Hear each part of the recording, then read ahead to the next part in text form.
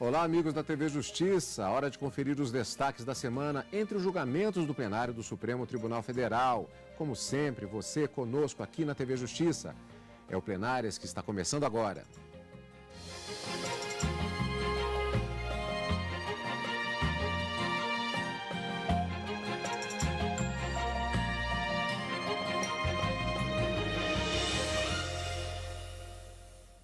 Hoje com os destaques das sessões dos dias 11 e 12 de março de 2015.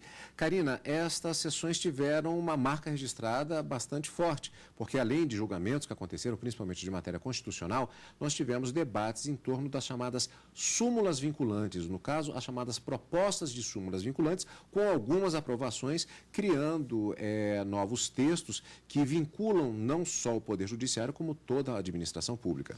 Na pauta de quarta e quinta somadas, nós tínhamos 16 propostas de súmulas vinculantes. Na verdade, a grande maioria delas eram propostas de conversão de súmulas ordinárias que já existiam aqui no Supremo Tribunal Federal, que nada mais são do que um verbete que expressa uma matéria que já reiteradas vezes foi decidida e que tem um entendimento pacífico na Suprema Corte, e a proposta de conversão desses verbetes de súmulas ordinárias em súmulas vinculantes, como você mesmo disse, para trazer uma força, para dar uma força normativa e assim obrigar a todos do Poder Judiciário na sua aplicação e nesse entendimento fixado pelo Supremo Tribunal Federal, e também para dar uma agilidade aos processos, não é?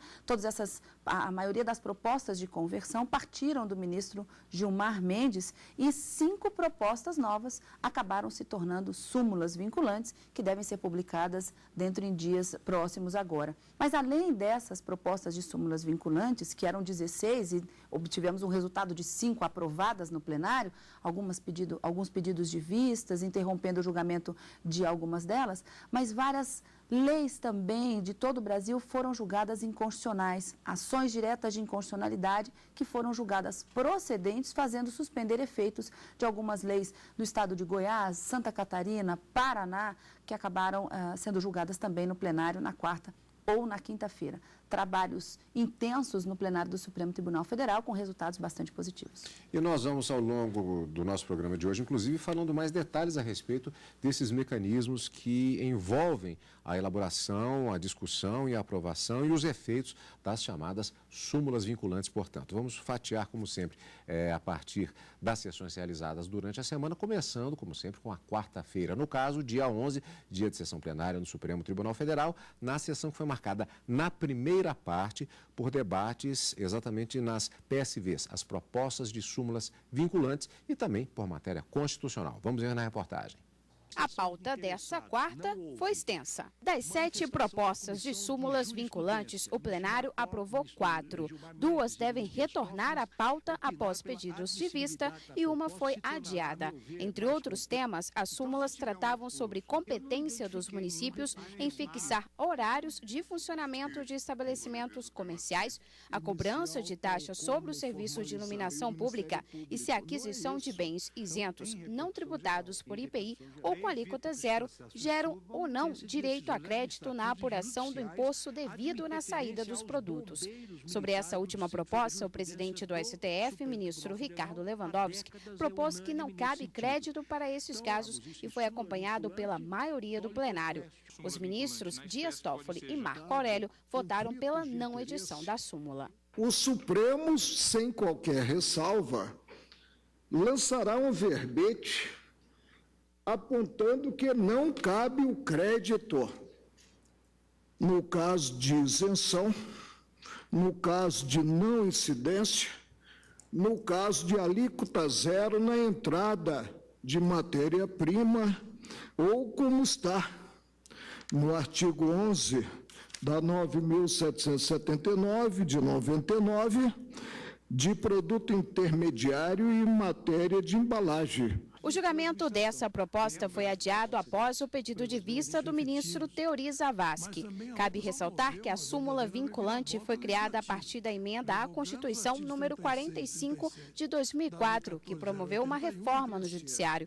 Os verbetes têm caráter normativo e o objetivo é dar agilidade aos processos que tramitam na Justiça. Um instrumento leva em consideração as decisões reiteradas sobre determinados temas e o entendimento deve ser adotado pelas instâncias inferiores.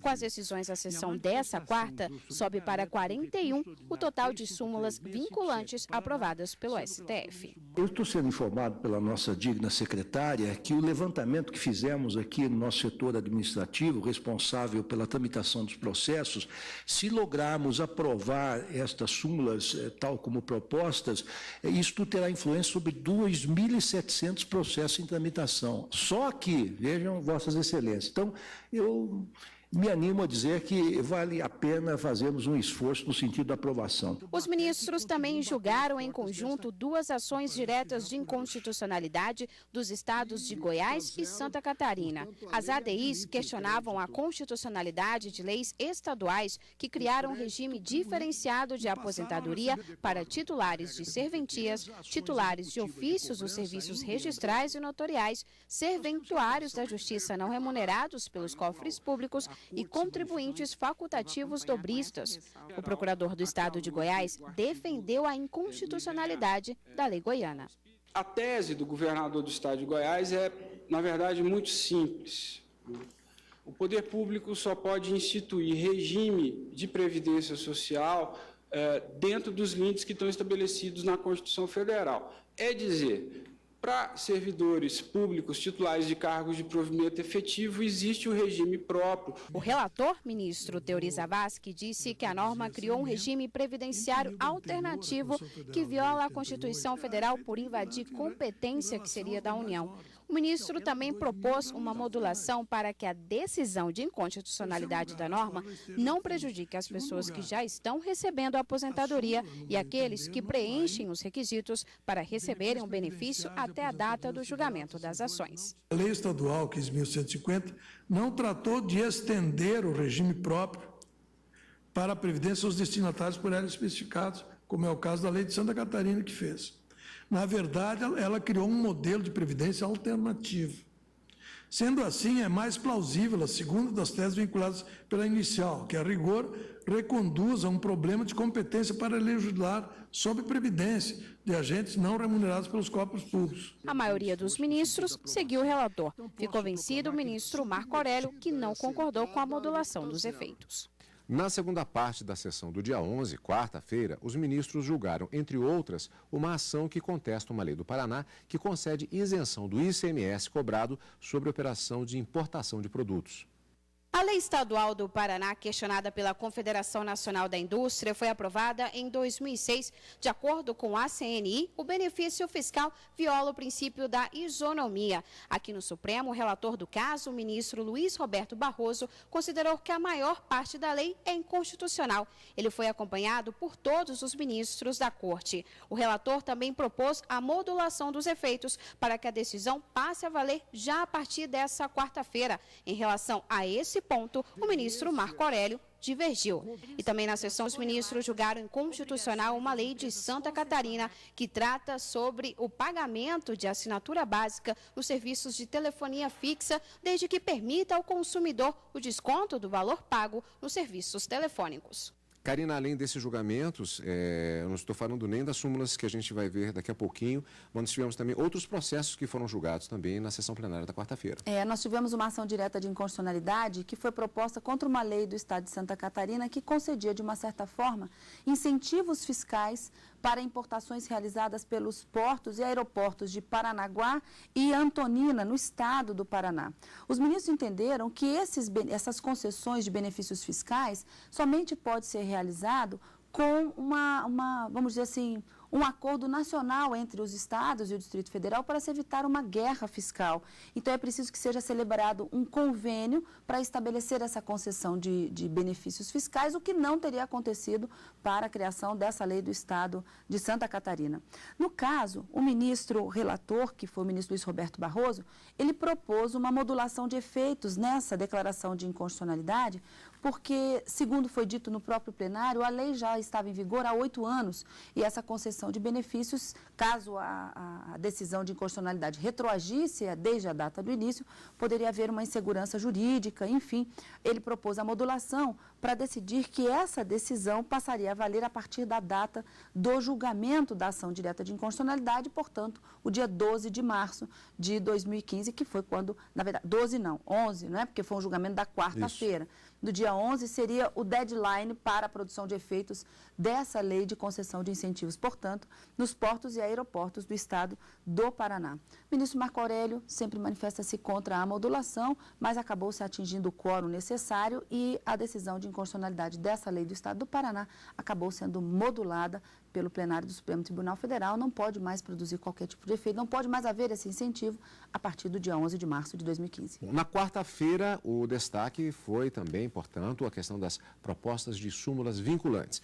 Vamos ver quais foram os textos aprovados pelos ministros, no caso, na sessão plenária da quarta-feira. Começando com a proposta de súmula vinculante 89, que deve se transformar na súmula vinculante 38. O texto é o seguinte: é competente o município para fixar o horário de funcionamento de estabelecimento comercial. Portanto, esse é o texto que deve se transformar. Eu vou insistir nesse deve, porque pode haver alguma modificação. A PSV 89 deve se transformar na súmula vinculante número 38. Karina, esse texto da PSV 89, ele já era conhecido aqui no Supremo. Na verdade, como eu disse logo no início, foram propostas que foram feitas pelo ministro Gilmar Mendes de conversão de súmulas que já existiam aqui no Supremo para que elas fossem convertidas em súmulas vinculantes e aí sim ter esse caráter, essa força normativa para obrigar todos os órgãos do Poder Judiciário e da administração pública federal, estadual, municipal e do Distrito Federal. Então, era um texto já conhecido, sim, as chamadas súmulas ordinárias, e são várias as súmulas que o Supremo tem, mas nessa proposta de conversão, a ideia é dar força normativa para que ela possa, de uma certa forma, dar uma agilidade maior nos processos do Judiciário. Bom, portanto, essa proposta de conversão ela atingiu também outros textos que foram debatidos no plenário, que foi o caso, por exemplo, da proposta de súmula vinculante número 91, que deve se transformar na súmula vinculante número 39. O texto da PSV aprovado. Compete privativamente à União legislar sobre vencimentos dos membros das polícias civil e militar e do Corpo de Bombeiros Militar do Distrito Federal. Karina, qual o objetivo para essa conversão? O objetivo, como eu disse, ele é dar uma agilidade maior aos processos e evitar que esses temas que já possuem um entendimento pacificado na Suprema Corte retornem à discussão no Poder Judiciário. Então, quando se cria uma súmula vinculante, aquele entendimento ele tem que ser seguido de forma obrigatória, porque, como eu disse, ele possui uma força normativa. Então, os órgãos do Poder Judiciário, os juízes, os magistrados, no momento de aplicar um entendimento sobre aquela matéria, existindo uma súmula vinculante, ele tem que seguir aquele entendimento. Caso um juiz decida de forma contrária ao verbete expresso na súmula vinculante, cabe a chamada reclamação. É um tipo de ação que chega ao Supremo Tribunal Federal para dizer assim, olha, Supremo, o juiz lá da comarca X não está cumprindo o verbete da súmula vinculante e, portanto, está descumprindo uma ordem que foi partida do Supremo Tribunal Federal. Então, a ideia é dar agilidade e evitar, não é, o acúmulo de processos sobre questões que já teriam, ou assuntos que já teriam pacificados aqui na Suprema Corte. Karina, eu vou insistir nessa questão um pouquinho, porque muitas pessoas perguntam, mas tem as SVs, ou melhor, existem as súmulas ordinárias, como você mesma disse. O Supremo, ele faz jurisprudência, e a jurisprudência, normalmente, ela é seguida, ela é utilizada por advogados, inclusive, para embasar os respectivos argumentos. Mas essa diferença ela é fundamental, porque no caso da vinculante, não há nem o que discutir. A decisão, o entendimento é fechado, é aquele, exatamente a vinculação que existe. É obrigatório o entendimento se houver uma súmula vinculante sobre um tema. Mas a jurisprudência, uma súmula ordinária, ela acaba servindo como uma orientação. Então, a gente tem aquela ideia assim, olha, o Supremo tem decidido nesse sentido, mas o juiz ainda tem uma maleabilidade para decidir de forma contrária. Se houver uma súmula vinculante, aí ele não poderá contrariar aquele verbete, já que ele tem, como eu disse, força normativa. E nós tivemos, na sequência ainda na sessão plenária da quarta-feira, a PSV 95, que deve se transformar na súmula vinculante número 40. O texto aprovado, a contribuição confederativa de que trata o artigo 8º, inciso 4 da Constituição Federal, só é exigível dos filiados ao sindicato respectivo.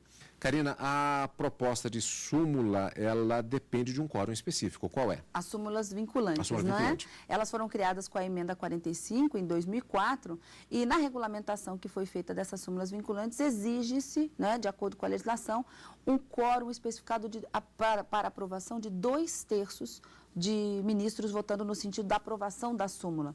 Se, porventura, 8 votos favoráveis à criação e mesmo a essa conversão de súmula ordinária para súmula vinculante não for alcançado, aí o verbete não se torna obrigatório. Então, é preciso que seja observado o que a legislação determina, que é justamente a aprovação por 2/3 dos membros do Supremo Tribunal Federal. E é interessante a gente lembrar também, Carlos, que súmulas vinculantes, apenas e tão somente o Supremo Tribunal Federal é quem pode editar.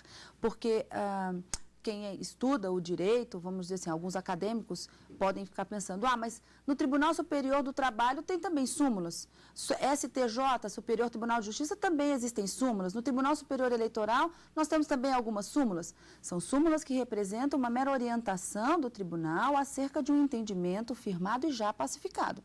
Súmulas vinculantes, de acordo com a emenda 45, e que faz essa alteração no texto constitucional, apenas o Supremo Tribunal Federal quem pode editá-las, revisá-las e revogá-las. Karina, a proposta de súmula vinculante para se transformar em uma súmula vinculante, efetivamente, não é um pacote fechado. Ou seja, o texto, e há inclusive um trabalho de interpretação por parte dos ministros e das suas consequências daquele texto elaborado, eles debatem até mesmo a colocação de uma vírgula ou a substituição de um termo para que aquele entendimento seja corretamente fechado. Ele pode ser modificado até durante o debate.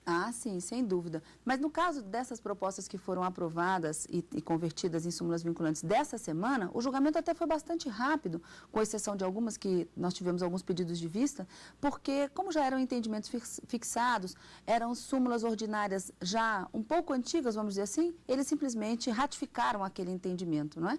Mas quando existe uma proposta nova, como a gente vai ver que na quinta-feira houve uma proposta de súmula vinculante que partiu da Defensoria Pública Geral da União e não se trata de uma conversão, os debates foram muito além e a situação ainda não se resolveu, porque o assunto deve retornar ao plenário do Supremo Tribunal Federal em um recurso extraordinário que ainda poderá ser julgado, né? Foi objeto, inclusive, de audiência pública sobre o tema. Então, há situações em que os debates se prolongam. Não foi o caso da quarta e da quinta, em algumas dessas que foram aprovadas, porque era uma mera conversão de um tema já pacificado.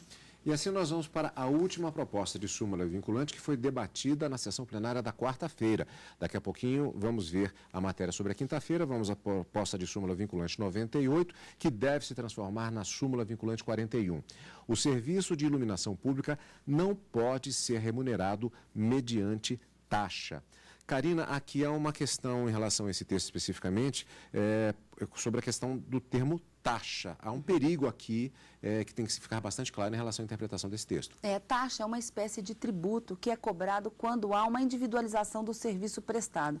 A iluminação pública ela é prestada de todos e não tem como haver essa individualização. Então, a especificação aqui é para que esse tributo não pode ser recolhido mediante essa espécie tributária. Não significa que não possa haver uma cobrança em relação a essa iluminação pública, que todos nós pagamos ali na continha de luz, vem lá uma especificação para essa cobrança. Mas o que se veda nessa súmula agora vinculante é a utilização do poder público deste tributo taxa para fazer a cobrança da iluminação pública. Daqui a pouquinho nós vamos ver o texto da súmula vinculante que foi debatida na sessão da quinta. Primeiro vamos para a reportagem. Na sessão plenária desta quinta, os ministros do Supremo Tribunal Federal analisaram 2 propostas de súmula vinculante. A primeira proposta de súmula vinculante foi apresentada pela Defensoria Pública da União e a discussão se deu no sentido de que pessoas condenadas ao regime semiaberto possam cumprir a pena num regime mais benéfico quando não houver vagas em estabelecimentos prisionais adequados. O Ministério Público é contra o pedido. É assegurado aos presos o direito à integridade física e moral. Vejam, excelências, que tudo que eu acabo de ler para vossas excelências aqui é justamente o que não está acontecendo hoje no sistema carcerário. Mas está sendo violado, sim, o princípio da individualização da pena, na medida em que milhares de pessoas estão presas em regime mais severo, tendo ou progredido ou iniciado o regime no sistema semiaberto. O verbete, como proposto, ele viola diretamente o princípio da legalidade. E, por último, como já suscitado pelo ilustre ministro Barroso, ele viola também o princípio isonômico, em que categorias de presos, no mesmo regime de cumprimento, alguns em estabelecimento prisional e outros em estabelecimento domiciliar. O presidente da Corte, ministro Ricardo Lewandowski, votou pela aprovação, mas o ministro Luiz Roberto Barroso pediu vista, porque tramita no Supremo um recurso extraordinário que discute a tese proposta pela Defensoria. Os ministros deram sequência à sessão analisando um caso ajuizado pelo governo do estado de Sergipe, que alega estar sendo prejudicado no rateio das verbas do Fundo de Participação dos Estados.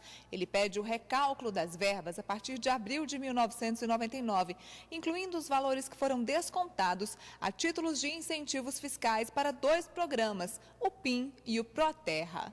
Mas a União alega que a dedução é feita porque, no momento do pagamento do imposto de renda, o Estado escolhe aplicar determinada parcela do tributo em incentivos fiscais. O relator do caso, o ministro Marco Aurélio, já havia votado favoravelmente em sessão anterior, acompanhando a tese do Estado de que somente por emenda constitucional é que a União poderia alterar o cálculo do fundo. Os ministros Rosa Weber e Teori Zavascki acompanharam o relator nesta sessão, mas o ministro Gilmar Mendes pediu vista para analisar melhor o caso. Se a gente considerar que algumas unidades federadas dependem, até 70% da sua receita líquida vem do Fundo de Participação dos Estados, então a repercussão disto é tamanha, né, nos serviços, em tudo que se faz no âmbito dos Estados. Mas eu vou pedir vista e fazer até esse levantamento e talvez buscar inspiração para propor pelo menos uma sentença modulatória ou algum apelo nesse sentido. Bom, vamos voltar rapidamente. Como já dissemos, houve a aprovação de uma proposta de súmula vinculante de número 101 na sessão plenária desta quinta-feira. Deve se transformar na súmula vinculante número 42. O texto é o seguinte: é inconstitucional a vinculação do reajuste de vencimentos de servidores estaduais ou municipais a índices federais de correção monetária. Em relação às demais súmulas sobre as quais houve pedido de vista e as que não foram discutidas e que estavam na pauta da quinta-feira, você continuará acompanhando no Direto do Plenário e, claro, aqui também no Plenárias nos finais de semana. Por hoje, parando com as propostas de súmulas vinculantes, Karina, em relação à ação direta de inconstitucionalidade questionando dispositivo da Constituição do Estado de Roraima, que foi iniciado na sessão desta quinta-feira, do que se tratava? O ministro Luiz Roberto Barroso ele acabou pedindo vista para trazer um julgamento, para retomar o julgamento numa outra oportunidade. Mas foi apresentado o voto do ministro relator, o ministro Ricardo Lewandowski, que entendia pela parcial procedência da ação direta de inconstitucionalidade e que questionava justamente um dispositivo da Constituição do Estado de Roraima que exigia a sabatina feita pela Assembleia Legislativa em relação à nomeação de algumas autoridades ali no Estado. Para o ministro Ricardo Lewandowski, não poderia a Constituição do Estado ter exigido essa sabatina, esse referendo em relação aos presidentes de empresas públicas e sociedades de economia mista, por elas serem regidas pelo regime privado. E admitia essa sabatina, de uma certa forma, em relação à nomeação do defensor público geral do Estado, já que para a a nomeação do Defensor Público-Geral da União, a Constituição Federal exige a sabatina feita pelo Senado, então aplicaria-se aqui, o ministro aplicou aqui o princípio da simetria, o que vale no plano federal valeria também no plano estadual, e admitiu também essa sabatina para a nomeação dos presidentes de autarquias e fundações dos estados. Mas, como a gente disse, o julgamento foi interrompido em razão do pedido de vista do ministro Luiz Roberto Barroso. Teremos que aguardar o retorno na pauta do plenário. E quando retornar, você vai acompanhar o julgamento também ao vivo, direto do plenário. E na próxima semana, como sempre, já temos encontro marcado, Karina. Encontro marcado na quarta e na quinta, com direto do plenário ao vivo, a partir das 14 horas, e no final de semana com plenárias. Obrigado pela sua companhia, como sempre. E continue conosco na TV Justiça.